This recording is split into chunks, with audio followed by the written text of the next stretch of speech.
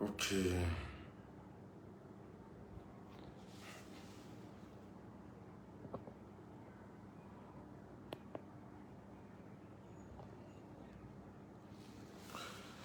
Salam alaikum, salam alaikum. An balima maliyɛnw an b'aw fo k'aw barikada. A balimakɛ ni aw denkɛ don Amara Sila jury chercheur. M'a ɲini aw fɛ a ka a partager. A y'a partager a ka kɛr bila. An bɛ une semaine bɔ bientôt kɛlen don ka page signaler. Voilà. Donc ala a ka partage a ka a fanga bonya a ka kɛr bila. A ye partage fanga bonya a ka kɛr bila. Sɔni sa an bɛ don video kɔnɔ. An bɛna an da don thème ba fila de la an ka bi video kɔnɔ. A thème nafa ka bon kojugu. A fɔlɔ Abdoulaye Diop bi a ye Chine ambassadeur reçoit Mali la. U bɛna Faransi diyagoya de. U bɛna Faransi diyagoya ka tɛgɛ tɔlɔmi ka taa n'a ye Nations Unies na ONU ɲɛma pour que confrontation ka kɛ. An bɛna an da don o la. O tɛmɛlen kɔ filanan ye mun de ye? Macron taara Algérie a furontora ja Macron bɛ siran activistes ɲɛ tan de. Ja Macron bɛ siran activistes ɲɛ. A furontora wa kuma wɛrɛw a ye kuma wɛrɛw fɔ. An bɛna an da don olu bɛɛ la ka olu bɛɛ développer. K'a kunkun n'a ɲɛ di aw ma a ka faamuya sɔrɔ a la a ka tɔmɔta sɔrɔ a la. Donc m'a ɲini aw fɛ a ye partage fanga bonya a ye kɛr bila a ka partage fanga bonya a ye kɛr bila a ka partage fanga bonya. Nin yɔrɔ la an b'an ka serifukɛ fo kabako fura tigi Cheikh Tiyami Ayidara. Ala ye serifukɛ sɔn kabako fura la, fura min n'a ka ɲi bana baden ma, tension, diabète, furudimi, rɛndimi, kɔdimi a ka ca. Serifukɛ ka numéro ye 78 78 03 03. O tɛmɛlen kɔ an b'an ka belebele fo Seku Lasana Kanɛ a bɛ Segu. A ye baara min kɛ i bɛ ka tagali la ka se bi ma folen don. Don min n'a ŋunana Mali a dɔnna. Wa halisa a bɛ ka baara min kɛ pour que Faransi ka taa a folen don. Ka Segu karamɔgɔ n'a dɔnnibaga bɛɛ fo. Ka karamɔgɔ Ayidara ka se Buye ma Asharafu Sharafa sɛgɛnbali ɲinabali a ka foli bɛ yan. Sufi Bilal ninnu bɛɛ ka foli bɛ yan. Ka Mali karamɔgɔ n'a dɔnnibaga kelen o kelen kɛnɛ kan dogo kan minnu bɛ ka Mali dɛmɛ o bɛɛ folen don. K'ale politologue fo Seku Tunkara a folen bɛ. Ka Jo Bala ninnu Docteur Alaye Bokum a ka foli bɛ yan ka se Num Togo Amara Pacili Damangele ninnu Bala Yira Jason a n'a ɲɔgɔnna caman u ka ca. Donc olu bɛɛ folen kɔ an bɛna sɛnsɛn ka don an ka video kɔnɔna la. Donc a ye kɛr bila a ka video a ka partager. Malidenw Abdoulaye Diop a n'a ka stratégie a b'a dɔn ko cɛ in bɛ diplomatie dɔn. Mali ye Faransi convoqué ONU ɲɛma ko Faransi ka na i dantigɛ. Faransi ka na i expliquer ko in kɛra cogo min na a bɛ ka terroristes furu ni armes na cogo min na a bɛ ka terroristes ta avion na k'u fili ka jigin Mali kɔnɔ a bɛ ka maramafɛn di terroristes ma cogo min na Mali ye o preuve de sɔrɔ a enregistrement a kumakan a image tubabu su photo bɛ an bolo Tacite attaque la Mali ye tubabu de faga an ye tubabu su faga o tubabu su olu bɛɛ photo bɛ an bolo donc Mali ye nin preuve minnu réuni ka preuve kɛ ɲɔgɔn kan ka bɛntɛgɛmɔ ko en réalité Faransi yɛrɛ de ye état terroriste ye Faransi de bɛ terroristes kɔkɔrɔ Amadou Koufa ko tɛ tiɲɛ Yad ko tɛ tiɲɛ état islamique ko a si tɛ tiɲɛ c'est la France qui est derrière tout ça Mali y'a preuve bɛɛ sɔrɔ an ka radaru y'a capté est-ce qu'il y'a faamu an y'a information kɛ ɲɔgɔn kan ka Faransi convoqué ONU ɲɛma Faransi convoqué ONU ɲɛma a y'i dalaminɛkala kɛ ko Mali tɛ se ka a kɛ ko ka sababu kɛ ko Mali ye jamana ye ko jamana min ko n'a tɛ les 5 membres permanents conseil de sécurité jamana 5 min yamaruyalen don u ka kuma diɲɛ mɔgɔ tɔgɔ la wagati bɛɛ ko Mali t'o jamana 5 ko Mali t'o kɔnɔna la entre temps a bɛ ka fɛɛrɛ ni dabaliw tigɛ Faransi bɛ ka fɛɛrɛ ni dabali sugu bɛɛ tigɛ est-ce qu'il y'a faamu ko Mali kana se ka face à face kɛ ni ale ye Mali kana se ka ale lasigi ONU na ale ni Mali kana se ka kuma Mali ka taa ni preuve ninnu yira parce que ni Mali ye nin preuve ninnu yira i b'a dɔn ko diɲɛ mɔgɔ bɛna tigɛ Faransi la Faransi ka population bɛna tigɛ u la dugu o dugu n'o de tun bɛ k'i allié Faransi la ko ka terroristes kɛlɛ a dugu bɛɛ bɛna ban Faransi la wa a bɛ kɛ sababu ye Faransi taara sigiyɔrɔ ɲini Niger population bɛ wuli Faransi kama ni nin jɔr'u la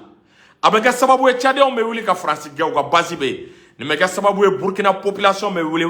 Damiba kama u ka Faransi ko daga bɔ an da la o de la Faransi sirannen don a yɛrɛyɛrɛlen don Macron bolila o de la ka taa Algérie k'u ka kuma Mali fɛ ko Mali kana olu wele ONU ɲɛma Mali kana olu maloya Mali kana olu legu Mali kana olu yira diɲɛ mɔgɔ la Faransi bɛ nin baara de la an bɛ wagati min na a ye président africain baden bila u ka kuma Assimi Goïta fɛ a kana taa n'olu ye ONU ɲɛma pour que olu kana malo parce que diɲɛ kɔnɔ État ka crédibilité État ka danaya mɔgɔw ka da État la mɔgɔw ka sɔn État ma fo a ka dɔn ka État k'a bɛ baara ɲuman kɛ ani terroriste collaborer ani drogue feerela tɛ baara kɛ État ka kɛ État ɲɛnama ye f'i ka sɔrɔ k'a fɔ jogo damadɔw bɛ yen olu ka sɔrɔ i la Faransi dun de la jijukɔrɔ baara de la a bɛ jamanadenw su ka bila ɲɔgɔn kan a bɛ maramafɛn di jamanadenw ma aw yɛrɛ dama ka bila ɲɔgɔn na a bɛ siyaw bila ɲɔgɔn na a bɛ nin bɛɛ kɛ dogo la mɔgɔ kana bɔ a kalama mais pour la première fois Mali ye preuve fara ɲɔgɔn kan ka preuve réuni terroristes photo terroristes su avion jigintɔ ni minɛ ye kana di terroristes ma u kumakanw Mali ye o preuve de réuni ka taa Faransi kama ONU na n'i y'a tile joli ye ko Faransi kana an ka sigi kɛ Faransi bannen bɛ k'ale tɛna bi a tɛna sini Faransi b'a la k'a ni Mali tɛ sigi k'a ti Mali lamɛn bi a tɛ Mali lamɛn sini ko Mali k'aw ma olu bonya ko olu ka su min sara yan olu ka soldat hakɛ min ko sarasi 50 ani kɔ ko o de sara Mali kɔnɔna la Faransi ka kuma la ko olu tɛ se ka sigi ko ka Mali lamɛn nin kuma la ko ni Mali ma olu ka sarasi su bonya ko ka na olu wele k'a bɛ olu legu ko olu ni Mali tɛ sigi kɛnɛ kelen na Faransi ye nin de kɛ a ka argument ye mais a b'a kalama diɲɛ ko mana kɛ cogo o cogo i b'a sɔrɔ sariya dɔ bɛ yen est-ce que i y'a faamu min bɛ se ka o ko fɛnɛ contourner Mali ye fɛɛrɛ jumɛn kɛ Mali ye baara jumɛn kɛ an ye hakilina jumɛn ta i bɛ Abdoulaye Diop i b'a dɔn k'a kunkolo bɛ baara kɛ k'a bɛ diplomatie maîtriser nin yɔrɔ de la d'abord Mali ye Faransi convoquer min kɛ an y'a kɛ wagati la a b'a kalama Conseil de sécurité diɲɛ jamana 5 in na Faransi b'a la Faransi Chine Amérique Russie ani Grande-Bretagne a b'a dɔn diɲɛ jamana 5 in na jamana 5 ba min n'o de kan ka kuma diɲɛ kungo la wagati bɛɛ aw b'a kalama ko ɲɛmɔgɔya bɛ Chine de bolo o ɲɛmɔgɔya bɛ Chine de bolo bon bi jigi fila de bɛ Mali la Chine ale ni Russie donc Mali taalen ni résolution ye n'u banku ti Mali répond Mali fana ye mun de kɛ Mali ye Chine ambassadeur wele Mali ye Chinois wele k'u ni Chinois ka sigi Mali a demandé ça Chine fɛ ale b'a ka résolution a ye requête min kɛ Mali bɛna o di Chine ma Chine ka Faransi convoqué ni Chine ye Faransi convoqué Faransi tɛ se k'i ba Faransi obligé len de don est-ce qu'il y'a faamu ka na Chine ka convocation jaabi parce que Chine ale bɛ parmi les 5 membres permanents donc la France est obligée de venir répondre aux accusations du Mali wa accusation minnu ni Mali bɛ ka kɛ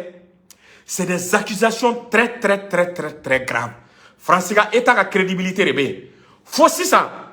Mali ye accusation minnu kɛ Faransi ma se k'a sɔsɔ u ko k'u n'an tɛ sigi mais k'a fɔ k'an ye nkalon tigɛ ko kuma tɛ tiɲɛ ye ko drone yera sanfɛ Faransi ka drone yera sanfɛ u bɛ k'an ka camps filmer ka position di terroristes ma ko Faransi ka avion yera u bɛ terroristes dɔ ta yan ka t'u bila dugu wɛrɛ la u bɛ terroristes dɔw bɔ dugu wɛrɛ la ka na n'u ye Mali la Faransi ka avion yera o la Faransi m'a fɔ k'o tɛ tiɲɛ ye a ma se k'a répondre a ma se k'a fɔ k'o tɛ tiɲɛ ye ko Faransi yera terroriste ba dɔ bɛ yen n'a bɛ fɔ a ma Bahaga k'a y'olu ka mɔgɔw ta 3h du matin est-ce qu'il y'a faamu ka taa n'u ye Mali côté wɛrɛ la pour que u ka se ka taa Mali armée kɛlɛ Faransi ma se ka o fana sɔsɔ donc dalu ni preuve sugu bɛɛ bɛ an bolo mais Faransi de ko k'ale tɛ sigi ni Mali ye mun de la Faransi bɛ siran Mali ye bi sa pourquoi ne bɛ aw ɲininka Faransi bɛ siran Mali ye mun de la mais ale m'an coloniser ale dalen t'a yɛrɛ la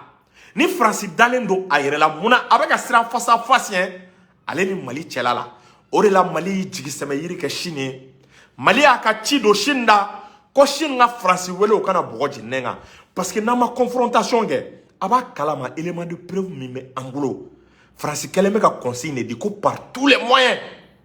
ko ka chogo sugu beke a preuve ka latunu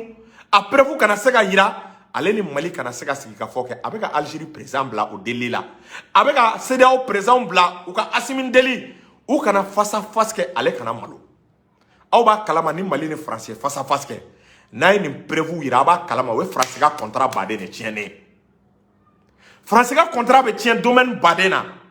non seulement pays africains me bala mais mogo be sira ali ka France ka marama fin sa ko marama fin ne aw ba kalama ko mogo be na sira France bolo fin saniye o be sira France ka marama fin saniye mogo be na sira France ka coopération e mogo be sira tege di nyoma ma oni France tiala la surtout aw ba kalama ko africains ne be na ban France France jigi dumpe Afrique de abega africains ne ga nafolo chouin abega olu de ga dugujukoro nafolo bo kata oke ka jamana développer kata oke ka armement sa kata oke ka blastant fait France bi ko minke ni bokera ni kalama we France salé ni we France ka ko de bané donc c'est ça scénario jumembe la France est obligée maintenant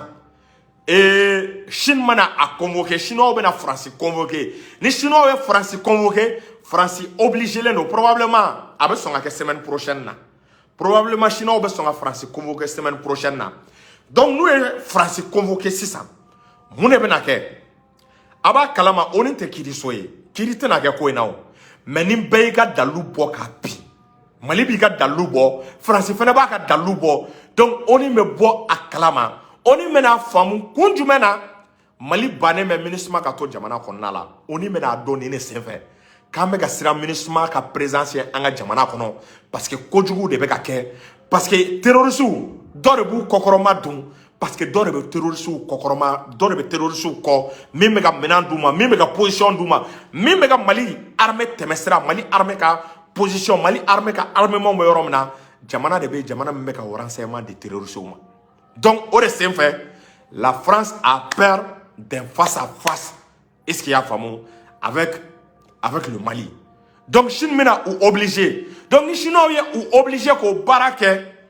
iba e kafo ou sonao al nu nana nu ma jabidi aba kalama o victoire diplomatique de Mali bolo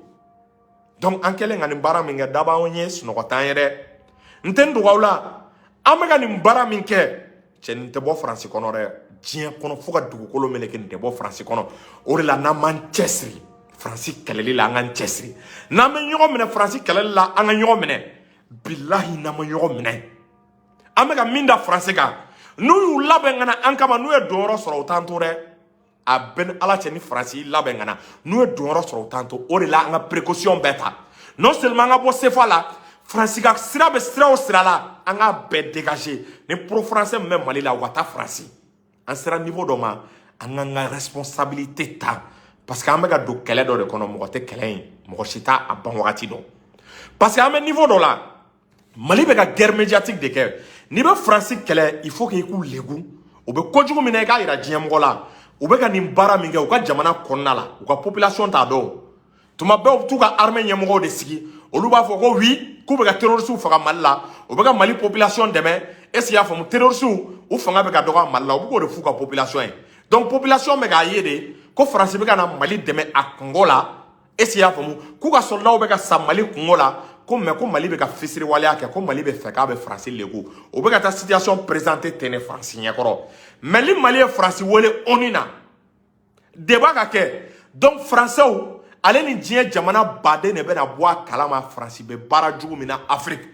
ou be na donc ko France be pompier pyromania de la ou be na donc ko France klekele make africain fait ou be na donc a foko génocide fagali jugu viol fe be ka danga muso ko be na donc ko jako ni be de noy français kongo jugu ka Afrique mine minoko jugu ka Afrique mine bana jugu ka Afrique mine a be na don ni ne senfe ka juba ju français or la France straneme parce que ni kera France ka intérêt na ka marché badé ne tiena Afrique France jigi karla et c'est vous voyez donc ngome bo kani yoro daw kloka ani flana Macron yi to Algérie ka foko activiste ko France ni africain tignona ko me ko activiste sarale me Chine activiste sarale me Russie refait ko ka France to tien ko ka France legu Jaja Macron mesra activiste ou jaja jodabe activiste ou là. Ore la Malion. Wallahi n'aba activiste ou protéger ou protéger. Mali autorité n'aba activiste ou protéger ou protéger. Ni a chien flawa chien sabare Macron meka kuma. Ko activiste ou ko olu de beka France to tien. Ko activiste ou de beka ke sababu africain ou meka ban France là. Quand l'état do ka font fenge activiste ou là. Ko jeunesse africaine kou beka manipuler activiste ou de fait. Ala kama ni la ni a chien flawa chien sabare. Macron mega kuma activiste ou ka sendola ako kalebta Amérique kata kuma Facebook nye mo ba fe no Mark Zuckerberg ye ko ka la ka solution yin activiste munu mega France kele munu mega France toche munu mega France leku na fora Macron mestra anye mais on yera ka jamana kono on considérer l'inte autorité kelente ka on jate e ba e tuma be on ne be tribunal ou nyama on ne be ga do kaso jugu la e ba e ka fo on ga faso kanu fe autorité protégée les fait. Il va y avoir un problème d'Indien la diaba sur le wa révolution mega ke ma phobie. Révolution mega ke activiste ou te ga considérer comme alors que ni a révolution nyana bi mali révolution nyana asimi nunu ngana fangala a ben ala ni kirache kelen 80% bora activiste ou là qui koda ibeka kola ka ibeka ka kojugu taka ira djemola activiste ou do mais bi olu beka den krefe reconnaissance qui se clé collaboration ali ani autorité ou ka jeka stratégie ou plan yon fait ka stratégie ou élaborer yon fait iba e ka fo bibi na me wati mina ote ni mo bade ni nga waki la ka on autorité ou be en contact chomina c'est faux et archi faux akilla bade me olu be baramina ni aw ma taka korota na ma bara intaka expliquer malidenw ye France be ka janfa min ke u kama na ma janfa taka expliquer ku kanu do mo la tembalmo ko intenya politique de communication minay ibeka je politique de communication minay atete je activiste ou be ka o bara de ke ni no ka soro activiste ou kun influer lembe atete ka tana wati na rébellion mena bi atete ka France ka janfa de do mais politique de communication ne kunte wati activiste ou kuma les réseaux sans fait ou kuma bara dam les réseaux sans fait activiste ou kuma cha u ko ni cha chugo o de la me awaklichiki atete ka tana mo rimere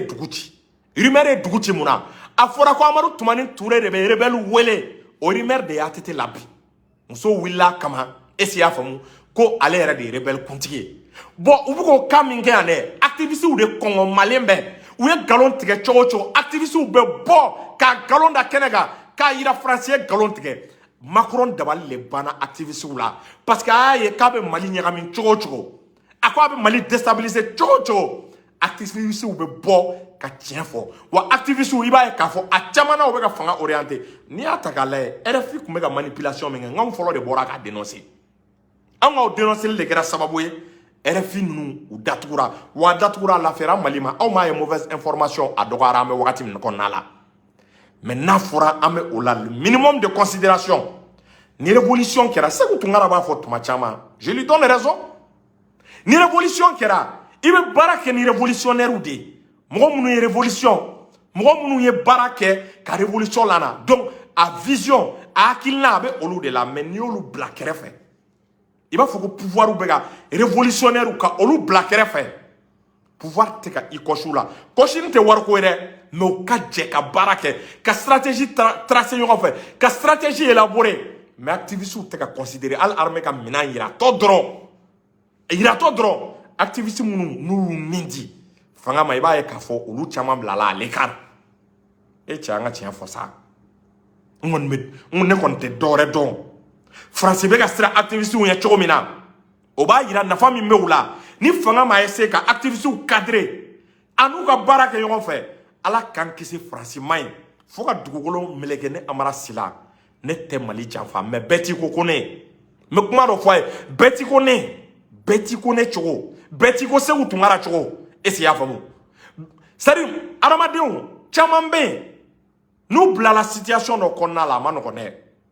a la de activiste ka domaine encadré oni au ka grain yona ou na ka barake ou ka to ka yi au krefe c'est des symboles de pouvoir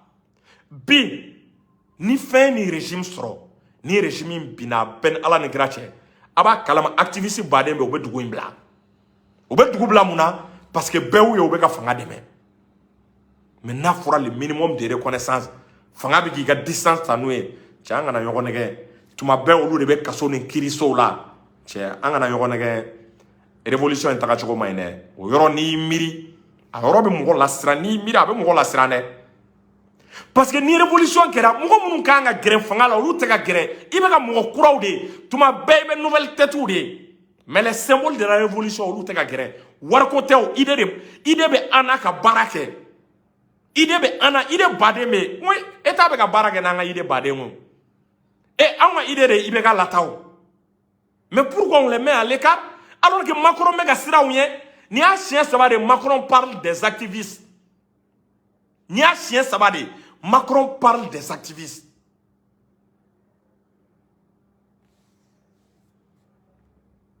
Maintenant, il faudra une autorité aussi, mais on te godon. On te godon, ou te ga ou jate, ou ba activiste ou ke, est-ce qu'il y a famu, il faut des moins que rien.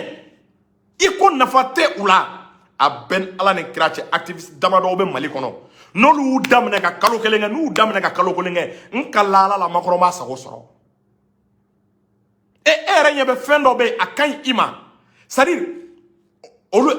ni autorité munu me angwa. Oui, fendo soro fladro me la billahi ou ta dongwa. Oui, mu soro fladro me la quoi. C'est-à-dire anana soro système de communication no be sur place. Ou be ka barake awe. Abe fere de ke ko to encadrer, ko to protéger, ka auto blastra nyoma nga pour que alsa obe se ka au demain.